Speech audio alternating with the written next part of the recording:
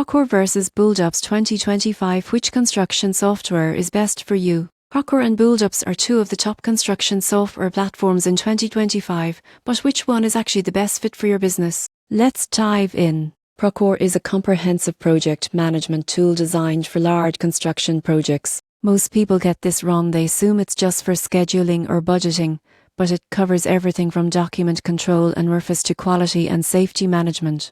You won't believe what happens next. Procore integrates with dozens of other apps, giving you a single hub for all project data.